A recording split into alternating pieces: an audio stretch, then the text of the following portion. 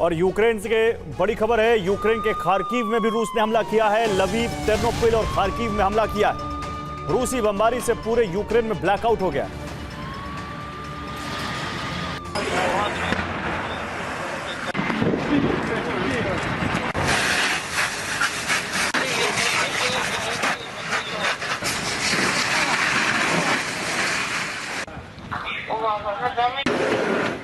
Grup я взял.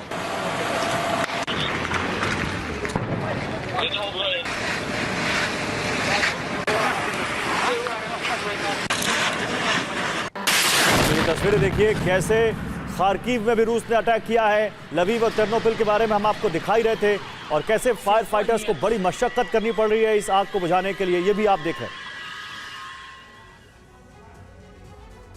तो Poland और Romania में रूसी हमले की आशंका से दहशत है।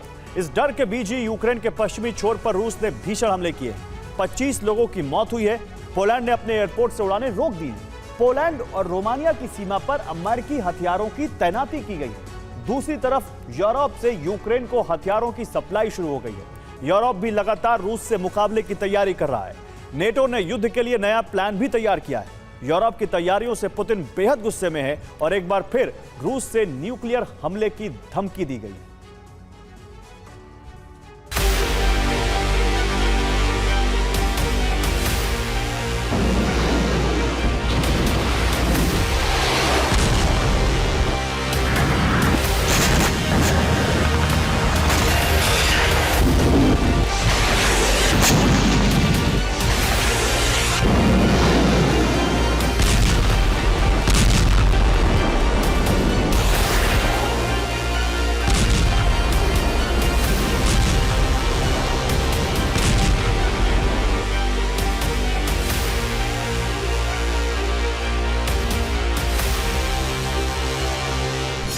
यूरोप और रूस के बीच सुलग रही युद्ध की चिंगारी ऐसे ही धमाके की वजह बन सकती है।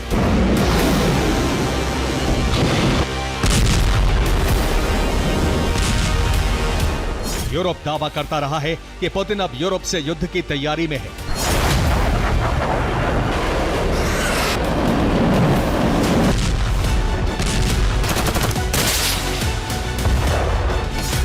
लेकिन यूरोप भी लगातार ऐसे एक्शन ले रहा है जिससे तनाव की स्थिति लगातार बढ़ती जा रही है।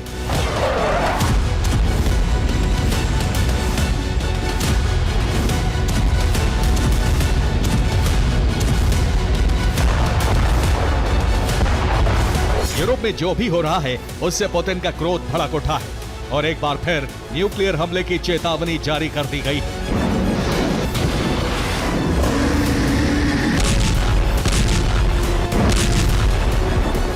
यूरोप लगातार युद्ध की तैयारी कर रहा है और नेटो के हर फैसले, हर एक्शन की रिपोर्ट क्रेमलिन तक पहुंच रही है।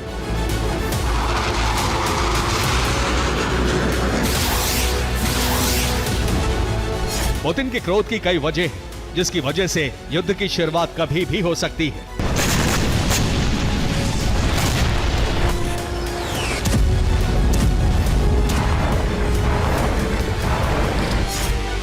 पोलैंड रेलवे ट्रैक पर विस्फोट के मामले में रूस पर साजिश का आरोप लग रहा है। रोमानिया रूस की सीमा के करीब के गांवों को खाली करा रहा है। कई देशों में अज्ञात ड्रोन को लेकर भी रूस की साजिश का शक जताया गया है। नेटो देशों की सेना रूस के करीब जमा हो रही है। रूस की सीमा के करीब नेटो देशों की जासूसी विमान उड़ान भर रहे हैं। फ्रांस ने यूक्रेन को 100 राफेल जेट और एयर डिफेंस देने की डील की है।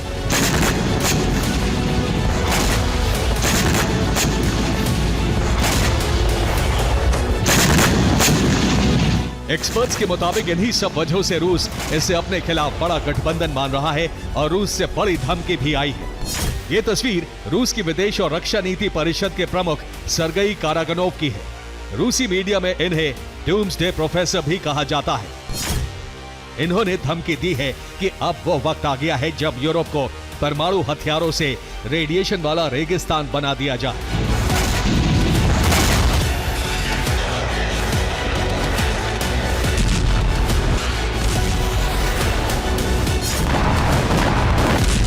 रूस की बौखलाहट इस धमकी में साफ नजर आ रही है। रूस के पास सबसे बड़ी शक्ति उसके परमाणु हथियारों का जखीरा है। और जब भी रूस में तिलमिलाहट बढ़ती है, रूस अपने एटमी हथियारों की धमकी ही देता है।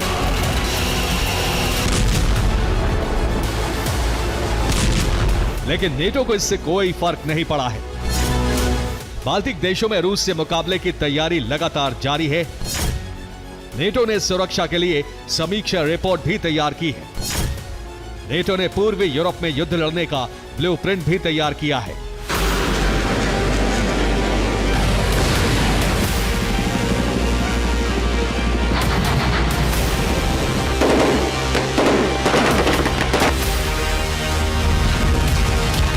नेटो के पूरे प्लान के बारे में हम आपको बताएंगे, लेकिन पहले रूस के क्रोध की ताजा वजह जान लीजिए। पोलैंड ने आरोप लगाया है कि रूस के जासूसों ने पोलैंड से यूक्रेन के बीच के रेल रूट को बंद करने की कोशिश की और रेलवे ट्रैक को उड़ा दिया।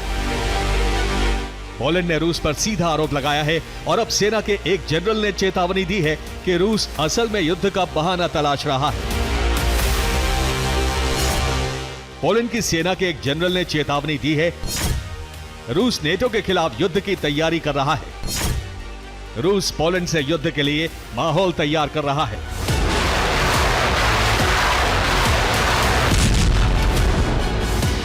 पोलैंड दावा कर रहा है कि रूस अभी युद्ध से पहले वाली स्थिति में है और फिलहाल हाइब्रिड युद्ध से नेटो को नुकसान पहुंचाने की कोशिश कर रहा है। क्रेमलिन से इसका जवाब भी आया है। क्रेमलिन ने पोलैंड पर रूसोफोबिया होने का आरोप लगाया है। पोलैंड ने पहले ड्रोन भेजने का आरोप लगाया था, अब जासूसों के जरिए हमले करने का आरोप लगा रहा है।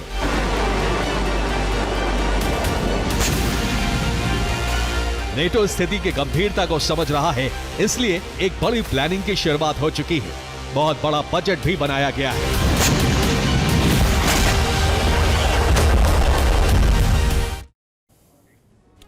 और नेटो ने यूरोप की सुरक्षा को लेकर समीक्षा की है। नेटो ने पश्चिमी यूरोप से पूर्वी यूरोप तक युद्ध काल में होने वाली जरूरतों का विश्लेषण किया है।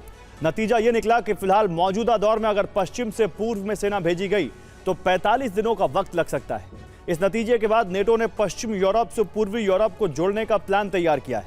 नेटो अब पूरे रूट को बेहद आसान बनाने में जुट गया है। इसके लिए नेटो इंफ्रास्ट्रक्चर तैयार करेगा, नए रेल रूट तैयार किए जाएंगे, नई सड़कें और हाईवे बनाए जाएंगे, कई ब्रिज का निर्माण किया जाएगा, बॉर्डर क्रॉसिंग के नियम भी आसान होंगे। प्लान ऐसा है कि पश्चिमी यूरोप से पूर्वी यूरोप तक सेना को पहुंचने में सिर्फ 3 से 5 दिन का वक्त लगे।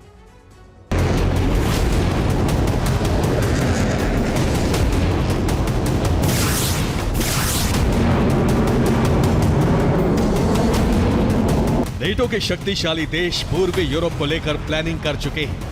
फाइटर जेट्स और बॉम्बर्स को भेजना तो आसान है,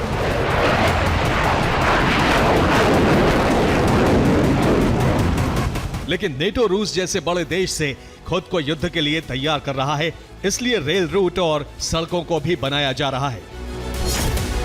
नेटो मान रहा है कि युद्ध में 2 लाख सैनिकों को पूर्व में पहुंचाना पड़ सकता है। कम से कम पूर्वी यूरोप में तुरंत 1500 टैंक की तैनाती की जाएगी। 2500 बख्तरबंद वाहनों की तैनाती भी जरूरी होगी।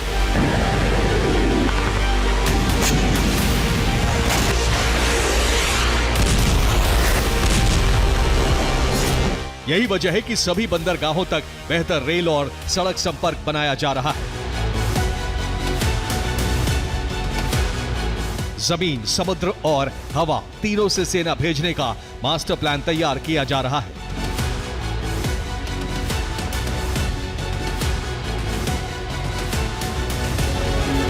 युद्ध छिड़ा तो रूस को महज 3 से 5 दिनों में मुंह तोड़ जवाब देने की प्लानिंग पर काम चल रहा है।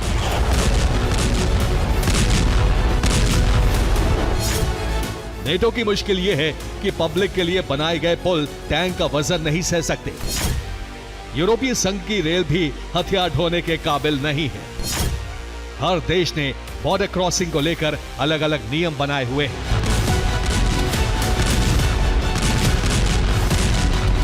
युद्ध के समय साइबर अटैक का भी खतरा रहेगा, इसलिए सेना के बॉर्डर क्रॉस करने के नियमों में कई बदलाव हो रहे हैं। इस बीच पोलैंड और रोमानिया में अमेरिका ने अपना एंटी ड्रोन सिस्टम तैनात कर दिया है।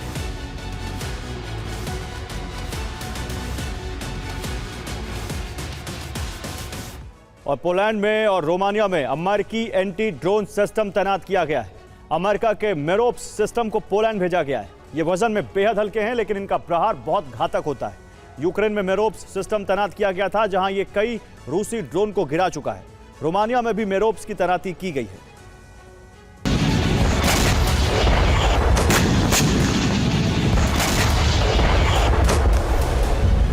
पोलैंड और रोमानिया ने एंटी ड्रोन सिस्टम तैनात करने के साथ ही कई और नियम लागू कर दिए हैं। दोनों देशों में रूस के खुफिया नेटवर्क को खत्म करने का अभियान चल रहा है। विदेशी नागरिकों की फिर से जांच हो रही है और रिकॉर्ड खंगाले जा रहे हैं। एक टैंक पर ड्रोन हमले के बाद से रोमानिया में भय है। टैंकर तुर्की का था। रोमानिया ने कुछ गांवों को खाली करा लिया है। नेटो की तैयारियां जारी हैं और माना जा रहा है कि 2026 में रूस से मुकाबले का प्लान अपने लक्ष्य को हासिल कर लेगा।